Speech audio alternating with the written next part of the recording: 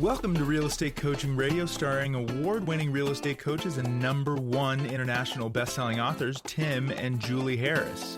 This is the #1 daily radio show for realtors looking for a no BS, authentic, real-time coaching experience. What's really working in today's market, how to generate more leads, make more money, and have more time for what you love in your life. And now your hosts, Tim and Julie Harris.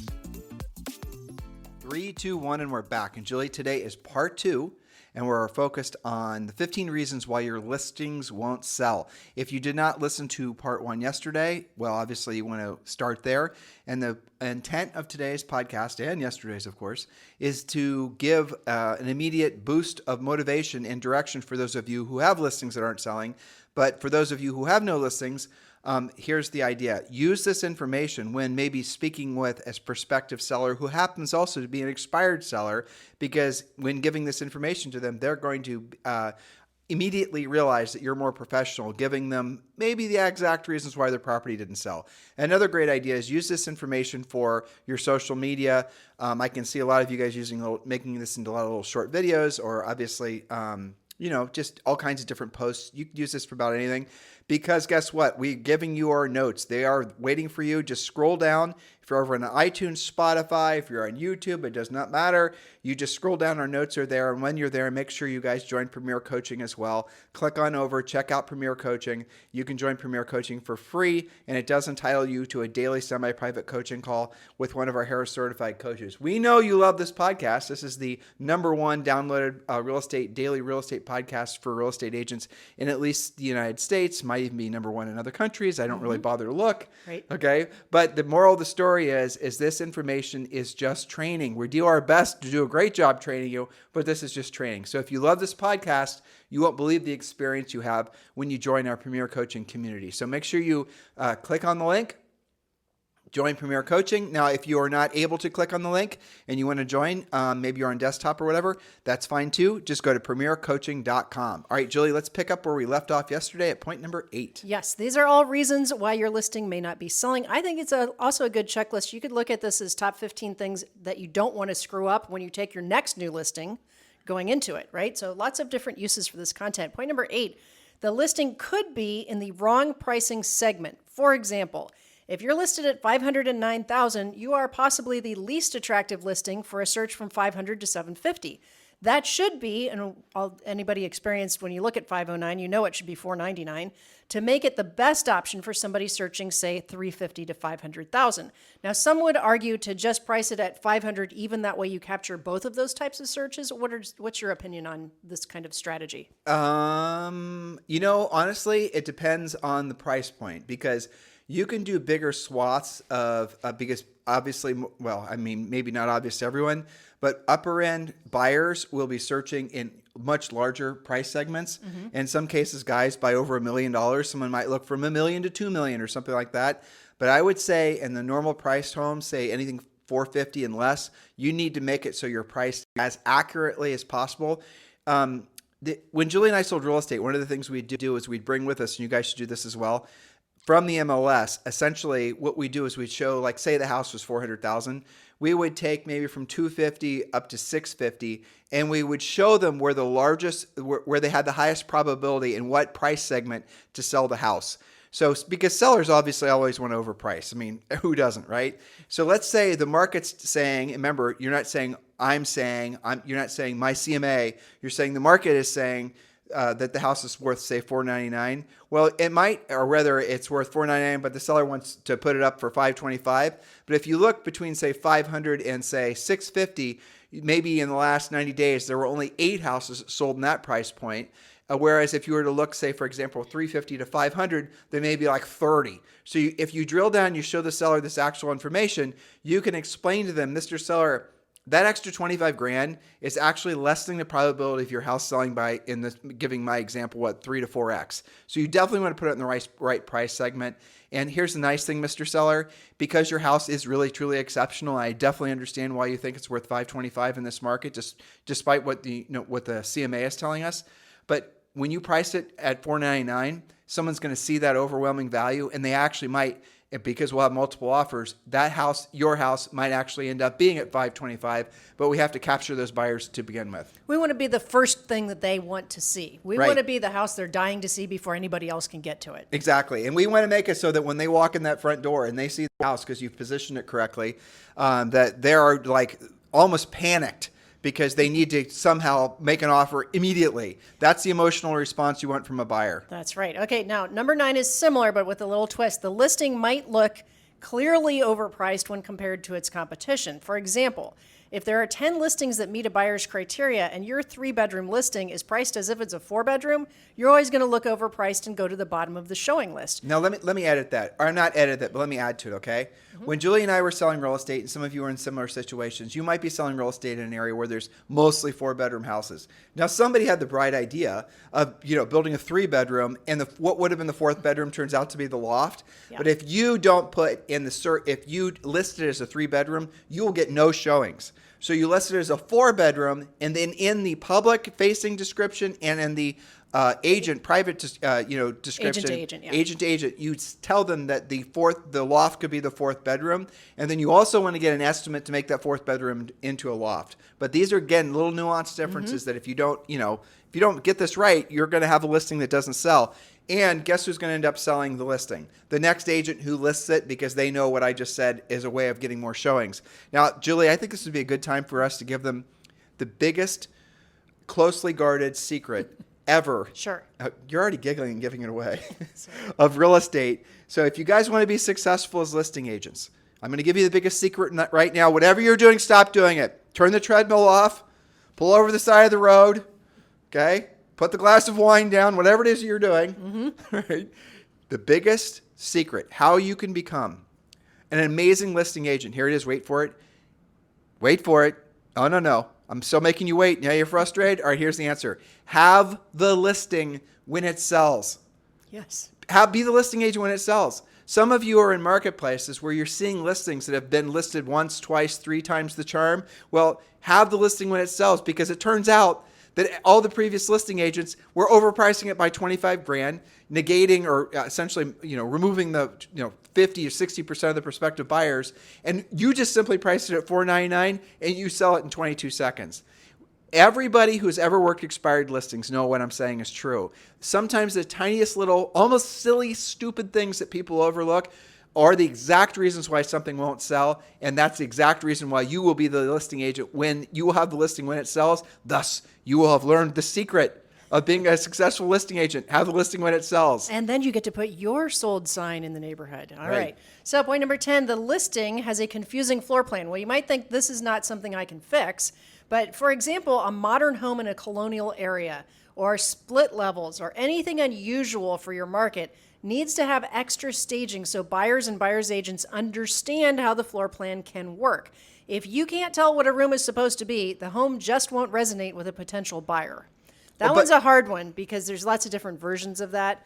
And sometimes staging, sometimes it just needs to be vacant. Let me just wander into this one, all right? So some of you are selling in old homes in areas where the houses were built in the 50s and the 60s and the 70s. Now, a lot of you are going to have these really, truly bizarre floor plans. What were they? Conversation pits? Stuff like that. And some of you guys, you don't even know what a split level is, and you're blessed for not ever having to deal with that. But here's what a split level is. You walk in, you're in a foyer, and there's a staircase that goes up and a staircase that goes down. And you must choose. You have to make a decision right now because standing there, you're only standing in the 8x8 foyer. Exactly. You have nowhere to go but up or down. Now, you be careful that you don't bring those by. So, for example, if you're in an area like that, typically split levels don't sell as fast. And agents will sometimes not want to show the split levels because of their personal biases. Mm-hmm. Well, it turns out that the buyer that you're working with might actually love the fact that there's very clearly defined informal living space and formal living space. That's how Julie and I always marketed split levels when we had to deal with them, frankly, is because downstairs is a completely segregated area from the upstairs, which means, it's more of a fun place to be with your family kind of thing. Or it could be a Zoom room or a home office or, you have to be creative. You have to help somebody understand how to use those types of houses. Right, exactly. So, yes, that one's always interesting. But also, Julie, you said confusing floor plan. And when you guys take your appraisal classes, you're going to find out there's such a thing called an obsolete floor plan but so it's devalued for the sake of an appraisal, and you'll see it reflecting in similar homes. They're just not selling as fast, so they sell for less money. It's your job to understand all these things so you can show the seller the facts about the market, which, by the way, 99.9% of the sellers already know all this stuff anyway. Yeah, All right, maybe telling you. Point 11. Point 11, the listing has negative feedback that never gets remedied and the price doesn't improve to reflect that. Repetitive negative feedback. That is a major thing that causes listings to expire. Assuming they're getting feedback. Now, here's the thing. Sometimes, again, we go back to the seller. Most of the time they know that because it's been bothering them. It may be even the reason that they're moving, right? So you have to remedy negative feedback, and that gets back to using showing time and doing your own research and asking, you guys haven't really had to call the previous showing agents to ask them what their buyer thought, because before the answer was, well, we want to buy it along with the 10 other offers you were getting. You haven't had to do this. But now if it's sitting, you have to be proactive. You have to find out which of these 15 things is the problem. By the way, the house might be fantastic, but it turns out the neighbor always comes over and jawbones with the buyer, and the neighbor is a little bit, let's just say, unbalanced, and they are essentially freaking the buyers out. Exactly. There's all kinds of weird things that happen. All right, point number 12. Point number 12, the listing has too many personal items like family pictures, degrees on the wall, specific artwork or collections. These things can distract the buyer from focusing on the property and how they would live there. Remove all family pictures. That's rule number 1. Remove anything that it's to it. Just listen to what Julie just said. And you can explain this to your sellers. They don't, when someone walks in, you guys do this too, and someone's got their degrees up on the wall, someone has their family pictures up on the wall, anything like that, people are just going to go and want to look at the family pictures, right? They're just curious. Do I know this person? They're right? nosy. They're nosy. Yeah. And, there's other things too. Like, when we lived in Texas, it was fairly normal to have mounts on the wall, Animal heads. Well, and that was mostly okay in Texas with most people. But there's areas of the country where maybe that's the one person in the entire state that thinks that's cool. So know your market. Think about what you just said. So Austin, Texas is like basically California light in essence. Yeah. Right. So Austin wasn't always like that. So if you had been in Austin, say 20 years ago, and you walked into someone's house, and there's most likely going to be some sort of head on the wall somewhere. I mean, just It's a thing. Elk, deer, whatever it is. Well, if someone's from California is moving to Austin and they walk in and there's, again, somebody's hunting trophies up on the wall, chances are that's not going to work for that particular type of buyer. You guys get the point? Yes, I think it was either in or somewhere I came across last week. There was just a fun little story that was like top 10 showing fails, and they were interviewing luxury agents, and one of them said that they had this listing where the seller had a collection of snakes, I kid you not. And the seller, because there were so many of them, insisted that he wasn't going to relocate what he called his snake room. Now, they were in cages, but still, isn't that going to creep the buyer out? I think so. I wonder exactly how many you have to have for it to be considered a collection. Yes. I don't know. Not my thing. It's got to be more than 10. It's got to be. But how many do you get to? But it's got to be like less than 50, because I know. at some point, they're not staying in their cages. No. But, I think maybe a bonus point to this would be anything that kind of potentially creeps somebody out, right? I mean, people have just collections of stuff that they really like, but maybe not everybody really likes. So Julie and I had an unofficial rule. Of course, we never tell the seller this, but it was our internal joke.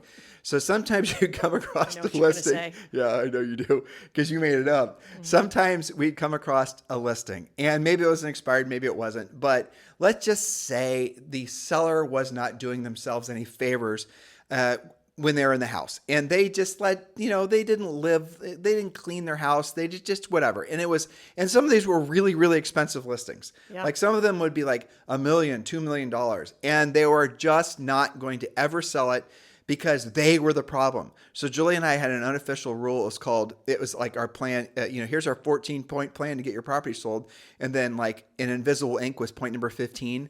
It was remove the homeowner. And all of their stuff. Don't forget that part. So if we walked into a listing appointment, especially an expired, and it was obvious that the seller was the problem, without telling them or hurting their feelings, we would say, so you have a new home that you're moving into. When will that be? Let's get that, right. So we'd put the cart before the horse in some cases. That would end up, guess what, with their listing actually selling. Yes. Now, related to this, sorry to go down bonus point land here. I learned from our listing with Oscar that you'll remember to when the seller's pre-qualification script, if if the seller says to you, the home is fully renovated, you need to ask in what year. Because if you recall, Oscar and his wife, God bless them, great people, super nice, sweet, older couple, they had renovated somewhere probably around 1968 or so. But it was awesome. It was amazing. It was like the nicest wallpaper with, remember the velvet flecked shiny stuff? No, you guys got to understand what we're saying here. It was kitschy as hell. But I'm sure it rocked at the time. Yeah, I mean, I could see people walking around with their white bell-bottom pants and their high heel shoes. And boy, Oscar and his wife really loved that because, that was probably kind of like their pinnacle peak earning where they put their heart and soul into that rehab. And it's not something that you're going to say, you got to remove all this. You're not going to say neutralize to Oscar. So ask at what time they actually rehabbed or renovated. Okay, number 13. The listing has obvious detriments like bugs, dog hair, cat box smells, a green swimming pool, or other off-putting things that are making the buyer run away. You can either price it to reflect the condition or fix the condition, and sometimes you're going to have to do both. It just depends on what it is. So remember, listeners, we suggested to you use something like showing time or just have a little survey that you leave in the kitchen for the buyers and the buyer's agents to give immediate feedback to the seller. You don't have to be the one telling them negative feedback. Matter of fact, it will not work in your benefit to give them negative feedback. They might actually they most certainly will be insulted and they'll fire you. So delegate that to digital systems or allow the buyers and the buyer's agents to give negative feedback or all the above. When Julie and I, one of the things we teach you in our listing process is when you're meeting with the seller, you ask them how they want the feedback. Do they want it digital? Showing time? Do they want some sort of asking the buyer's agents and the buyers to fill out a survey when they're at the house, or do they want somebody to call and get the feedback? And usually, what they would ask for is the call. So they want somebody actually calling and then surveying the buyers and the buyer's agents after the showing, and then calling them back and giving them the actual information. This is a great way for you to get price changes as well, because what will often happen is that you're going to essentially, because you're delegating this to somebody else or to a digital system, the market is going to be continuously letting that seller know that there's a price, condition, location issue or all of the above. And they're then going to be more receptive to lowering the price versus you just calling out of the blue and say, time to lower the price. You guys get it? Well, they hate that. If that's the only thing that you're saying, that is not a strategy. Right. And these are all the things, these techniques that we teach you guys in Premier Coaching. Point number 14, sorry. Point number 14, the listing has a lower than expected buyer side commission. This is something we need to be careful of because ultimately these are the types of things that are being litigated right now.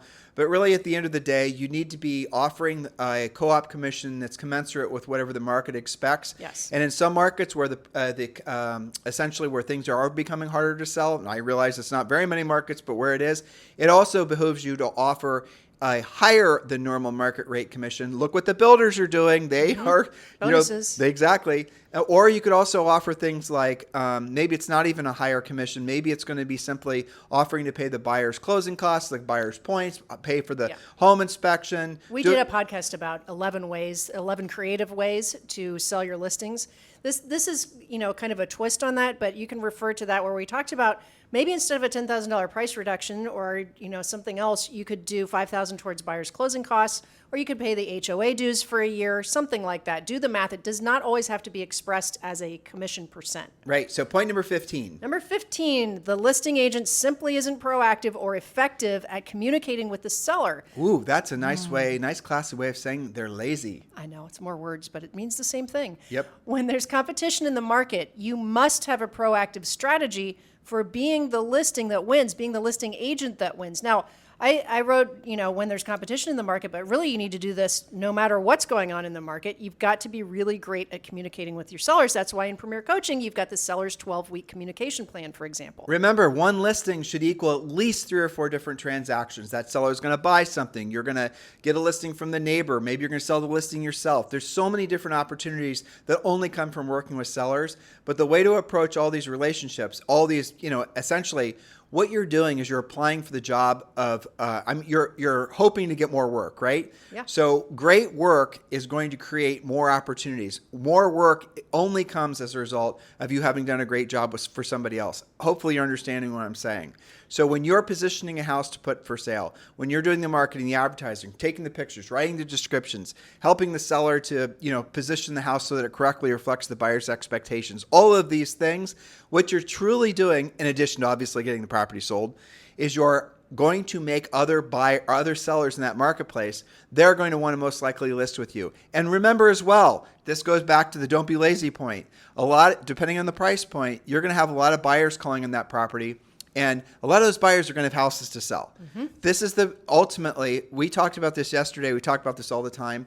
I get the benefit of funnels and I get the benefit of all these passive systems, but the agents that are winning now are the agents that have zero boundaries between themselves and a prospective buyer or seller. You do not want to be dripping on people. You do not want to be putting people in long drip campaigns in a market like this. You need to pick up the phone and call them, or make it so that when they call you or text you, you call them back, furiously fast lead follow-up. That's what's working in this market. The obvious answer is getting to the client first. That's how you're actually going to make the most amount of money, helping the most amount of people in this market. That's right. So work to eliminate these 15 potential issues, especially those of you who are sitting on your own listings and they've been on the market a weekend, 2 weekends, a month, 2 months. Why aren't they selling? Go through this checklist of 15 potential reasons. You probably have a combination of 2 or 3. You probably can help the seller's house overcome that, help the seller overcome that. But if that's impossible, then you must price the home to be more competitive. It's no longer good enough to just be available in some markets. Depends on the price range. If you're the only home on the market for miles around, you can get away with more. You guys know that. But now we're getting more inventory. Buyers are more skittish. There's less FOMO in the market. The investors have left. The flippers have left. You have to be more proactive. The home you're listing has to shine and be the clear choice for any buyer who sees it. Now I want to point something out. You guys have just listened to the past 2 days on 15 points on, how to basically get a listing sold, especially if it's not selling. How much more confident do you feel having essentially had these ideas shared with you? This is just real estate training. If a lot of you are feeling educated, motivated, and now you're going to use this information urgently to get into action, and go you. But the real actions you guys should be taking is join Premier Coaching. It's the next natural step. Join our Premier Coaching community. You love this podcast. We know you do. So now take the next natural step and become a Premier Coaching client. The easy button is to scroll down, click the link in today's show description, or if you'd like, you can just go to premiercoaching.com. We'll talk with you on the show tomorrow.